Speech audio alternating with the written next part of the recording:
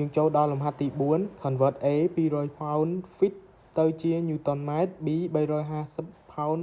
ក្នុង 1 feet cube ទៅ kilo Newton ក្នុង 1 mètre cube C 8 feet ក្នុង 1 ម៉ោងទៅ millimetre ក្នុង 1 វិនាទី express the result to 3 significant figure use appropriate prefix ក្នុងលំហាត់ទី4គេចង់ឲ្យយើង convert ຂະຫນາດតាមលំហាត់ A B C ដែលគេឲ្យហ្នឹង solution A មុននឹងយើងដោះស្រាយយើងត្រូវដឹងថា1 pound ស្មើនឹង 4.482 newton ហើយនឹង1 feet ស្មើនឹង 0.3048 ម៉ែត្រអញ្ចឹង A 200 pound feet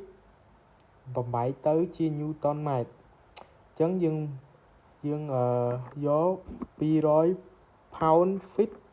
គុណនឹង 4.4482 newton ក្នុង1 pound គុណនឹង 0.3048 ម៉ែត្រក្នុង1 feet ហើយយើងសម្រួល pound ចោល feet សម្រួល feet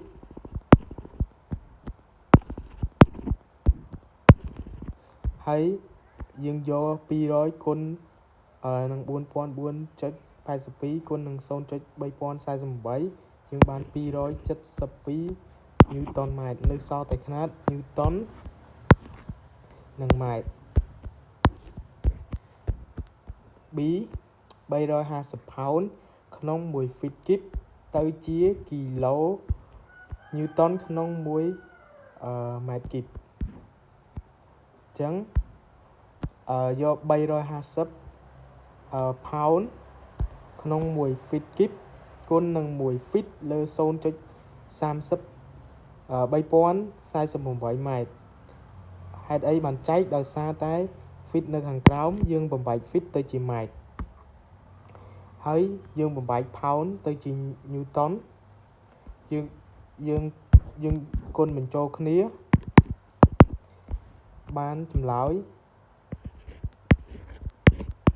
54,980.34 newton ហើយយើងបំបែកបង្គុត round up គេបាន round up ស្មើនឹង 55 យើងយក3ខ្ទង់ខាងក្រោយបែកជា prefix ទៅជា kilo អញ្ចឹងស្មើនឹង 55 kilo newton ក្នុង1 mètre cube C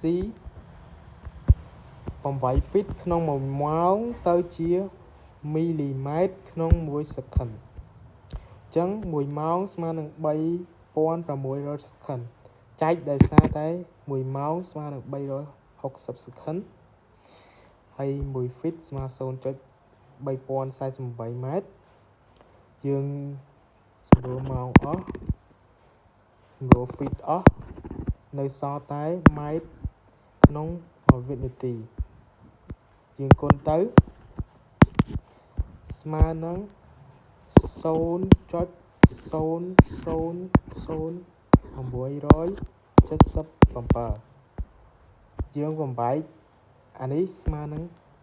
ម៉ែត្រក្នុង1វិនាទីប៉ុន្តែយើងចង់បាន millimetre ក្នុង1វិនាទីអញ្ចឹងបំបែកម៉ែត្រទៅជា